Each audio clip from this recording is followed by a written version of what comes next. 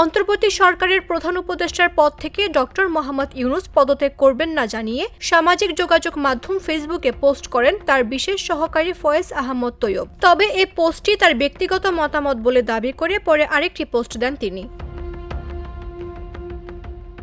শুক্রবার বিকেলে ফেসবুকে এমন পোস্ট করেন তিনি। এ নিয়ে সংবাদ প্রকাশ করে বিভিন্ন গণমাধ্যম। তবে বিকেল 3:30টার দিকে পোস্টটি ডিলিট করে আরেক পোস্ট দেন তিনি।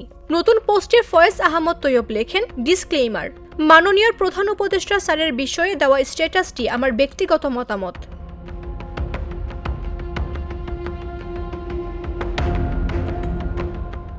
প্রধান উপদেষ্টা ডক্টর মোহাম্মদ ইউনূস পদত্যাগ করতে পারেন এমন খবরে গতকাল বৃহস্পতিবার সন্ধ্যায় তার সঙ্গে দেখা করেন জাতীয় নাগরিক পার্টির আহ্বায়ক নাহিদ ইসলাম।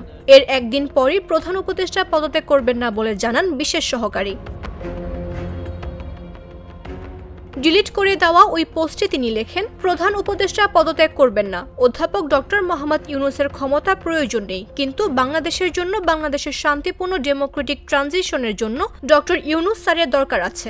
বরং ক্যাবিনেটকে আরও গতিশীল হতে হবে, সরকারকে আরও বেশি ফাংশনাল হতে হবে, উপদেষ্টাদের আরও বেশি কাজ করতে হবে, দৃশ্যমান অগ্রগতি জনতার সামনে উপস্থাপন করতে হবে।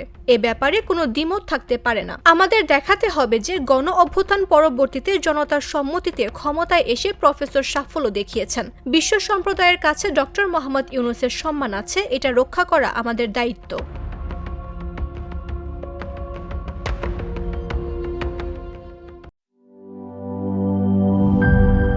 এই ঈদে জামা জুতো অ্যাক্সেসরিজের ডিসকাউন্ট।